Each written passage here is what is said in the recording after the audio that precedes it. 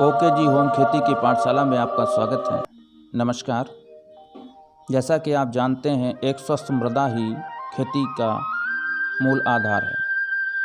इस उद्देश्य को प्राप्त करने के लिए भारत सरकार के द्वारा मृदा स्वास्थ्य कार्ड योजना बृहद स्तर पर चलाई गई, जिसके परिणाम आज हमारे सामने हैं। मृदा स्वास्थ्य कार्ड का परीक्षण करने के बाद पाया गया कि आज हमारी मृदा में 0.3% के आसपास जीवांश कार्बन रह गया, जबकि एक स्वस्थ मृदा में 0.8 से अधिक जीवांश कार्बन होना चाहिए। जैसा कि आप जानते हैं, वैज्ञानिकों ने ये बता रखा है कि मृदा एक जीवित पिंड है। इसमें लाखों करोड़ों सूक्ष्म जीव रहते हैं, जिनका मुख्य आहार ही जीवांश कार्बन है। ये जीव हमारी खेत में हमारी फसलों को विभिन्न प्रकार से लाभ पहुंचाते हैं।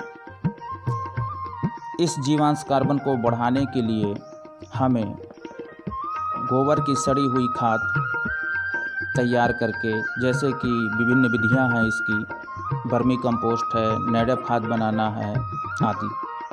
दूसरा इसका तरीका है जीवांश कार्बन को बढ़ाने का, वो है हरी खाद का प्रयोग। हरी खाद के लिए धैंचा, सनई, मूंग, उर्द आदि फसलें हैं। ये फसलें जब 40 से 45 दिन की हो जाती हैं तो इनको मिट्टी पलट हल से खेत में पलटकर दबा देना चाहिए, जिससे कि ये खेत में मिल जाएं और ये हमारे खेत में जीवांश पदार्थ को बढ़ाने के साथ साथ उसकी उर्वरा शक्ति को भी बढ़ाती हैं। दूसरी समस्या है हमारे बुंदेलखंड की, वो है अन्ना प्रथा। अन्ना प्रथा के प्रमुख 3 कारण हैं। पहला, हमारे यहाँ पाए जाने वाली गायों का कम उत्पादक होना। दूसरा, बैलों के द्वारा खेती का प्रचलन बंद हो जाना। तीसरा, जो हमारी आदत के कारण है, वो ये है कि दूध निकाल लेने के बाद गाय को खुला छोड़ देना। अन्ना प्रथा के कारण हमारे किसान रात रात भर खेतों में जागते हैं, तार फेंसिंग में व्यय करते हैं, सड़कों पर दुर्घटनाएं होती हैं, जो कि एक गंभीर समस्या है आज। इसके समाधान के लिए अगली किसान पाठशाला में आपको विस्तृत जानकारी दी जाएगी। साथ ही इसके संपूर्ण समाधान के तरीके बताए जाएंगे। निश्चित तौर पे अगर आप अगली पाठशाला में आते हैं और उसको देखते हैं और उसको अपनाते हैं तो अन्ना प्रथा से संपूर्ण निजात मिल जाएगी।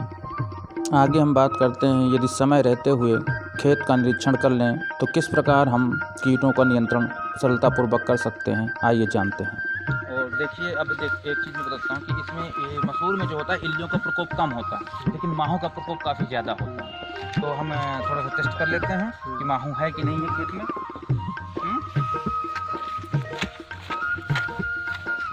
देखिए, आपको इल्ली भी इसमें मिल गई, इल्ली मिल गई, और ये जो दिख रहा है ये ठीक है। और देखते हैं, एक ही बार में आपको इल्ली मिल गई, ठीक है। और देखिए, गौर से देखिए, ये क्या है, ये काली माहू, ये माहू। अब आपके समझ में आ गया।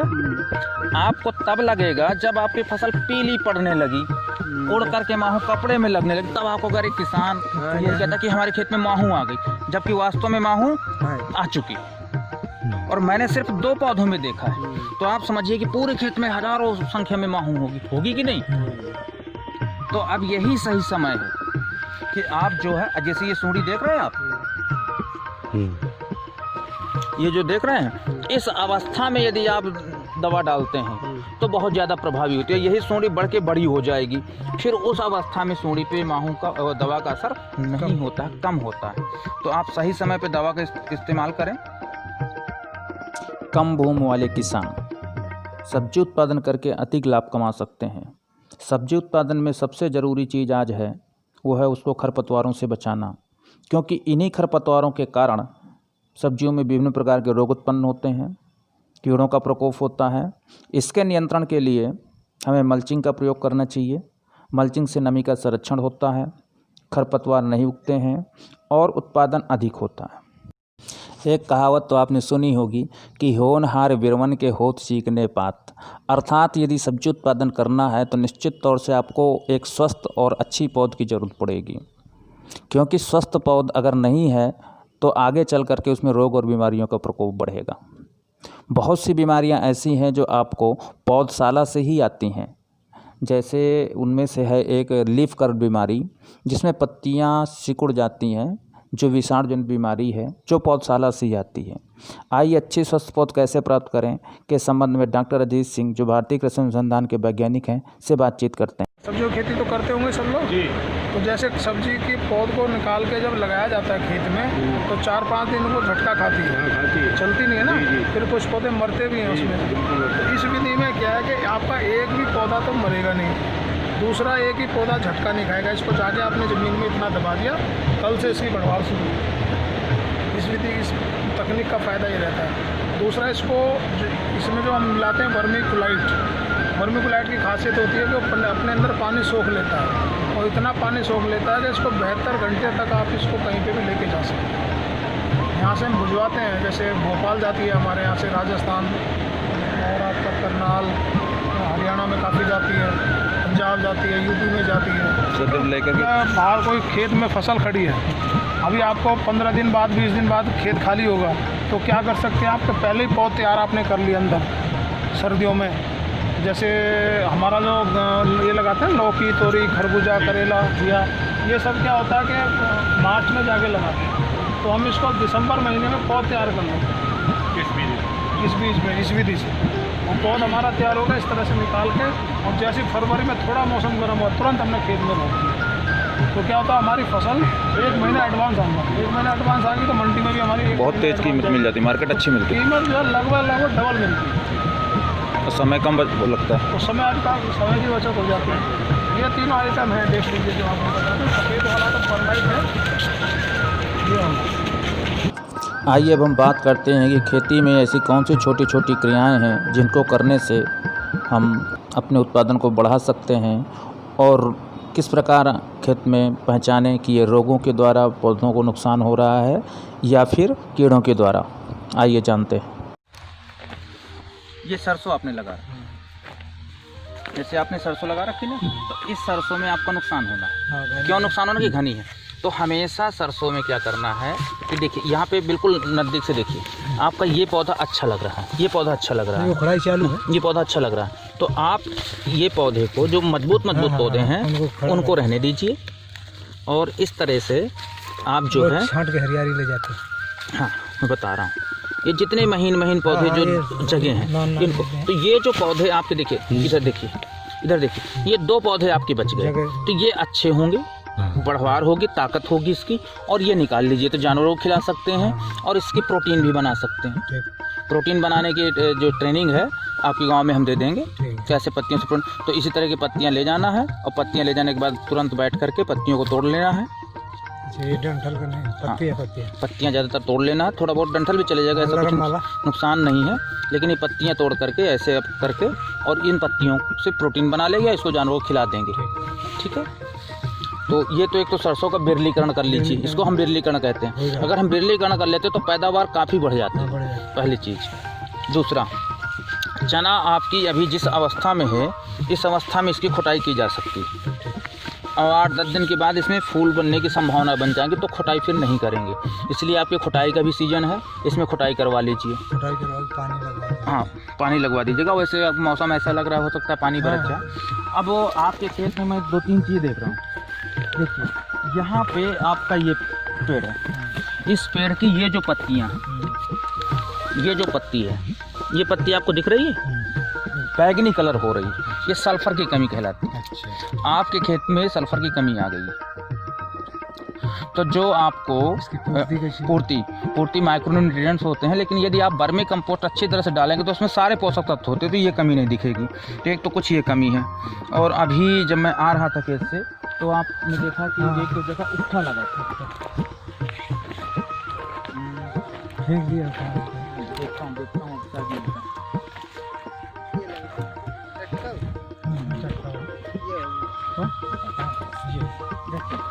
उक्ठा की पहचान, पहली पहचान तो ये है आपकी, उक्ठा की पहली पहचान ये है कि ये कहीं कहीं होगा, कहीं यहाँ पे, कहीं वहाँ पे, कहीं एक जैसा नहीं होता। यदि दीमक का प्रकोप होता तो ज़्यादातर आपको लगातार मिलता है। तो मैं देख लेता हूँ, कंफर्म कर लेता हूँ कि वास्तव में उक्ठा है कि दीमक है कि और कोई कीड़ा है। तो कंफर्म करने का तरीका ये है, ये कंफर्म करने का तरीका है कि आप इसको उखाड़ेंगे। देखिए ठीक है। तो अगर इसको उखाड़ने के बाद ये जो रेशे हैं ये रेशे ना दिखें, ठीक है, तो आप समझिए कि दीमक है, या इसको कट गया हो तो दीमक है, और इन दोनों पे रेशे दिख रहे हैं तो ये दीमक नहीं, उकठा है। उकठा की पहचान के लिए मैं कई जगह प्रशिक्षण दिया हूँ, बताया हूँ। तो एक स्वस्थ पौधा उखाड़ लेते हैं और एक ये ले लेते हैं और इसको जो है दातून की तरह चीरते हैं। चीरने के बाद आप देखेंगे कि स्वस्थ पौधे में जो ये बीच में होगा तो बिल्कुल सफ़ेद निकलेगा, और उकठा वाले को जब आप चीरेंगे इसको तो बीच में काली धारी होगी, ठीक है। क्योंकि आप LRP हैं, आप पे बहुत जिम्मेदारियां हैं, आप अन्य किसानों को भी प्रशिक्षित कर रहे हैं, क्योंकि आप प्रगतिशील किसान हैं और प्रशिक्षित हैं, बराबर विभाग के संपर्क में रहते हैं, तो आप भी एक वैज्ञानिक बने। देखिए ये जो बीच में निकल रहा है तो यहाँ पे इसका भूरा सा हो गया, यानी कि इसके जो पानी और पोषक तत्व जाते हैं पौधे पे उसको रोक देता है।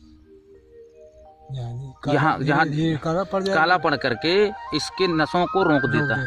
जैसे हमारा शरीर में जब खून जाता है तो नसें होती हैं, तो इसमें नसें स्वस्थ हैं, तो पानी संचार तो पौधा स्वस्थ है, और इसमें नसें जो हैं एक फंगस होता है जिसकी वजह से वो चौक हो जाता है, तो ये हो जाता है। अब इसके लिए ट्राइकोडर्मा आपने भी शोधित किया पिछले साल, तो ट्राइकोडर्मा का ही असर है कि आपके खेत में बहुत कम, मुश्किल से 0.1% पौधे इसके ग्रसित हैं। 14 किलो बीज इसमें डाला था। हाँ, और जो वो 7 ग्राम लगभग ट्राइकोडर्मा। हाँ, तो ट्राइकोडर्मा डालने का ही नतीजा है कि आपका ये पौधे बहुत कम उकठा से ग्रसित हैं। मतलब पूरे खेत में देखा जाएगा तो 20-25 पौधे मिलेंगे। जैसा कि आपने अभी देखा कि किस प्रकार यदि किसान अपने खेत में समय से रोग और बीमारियों को पहचान कर उसके रोकथाम के लिए तैयार रहे तो निश्चित तौर पर कम लागत पर फसल को नुकसान होने से पूर्व ही समय पर उसका उपचार कर सकते हैं। इस प्रकार यदि आप समय समय पर हमारी खेती की पाठशाला में आते रहे और हमारे द्वारा दी गई जानकारी का उपयोग आपके द्वारा किया गया तो निश्चित तौर पर आप अपनी खेती में ज़्यादा लाभ प्राप्त कर सकते हैं।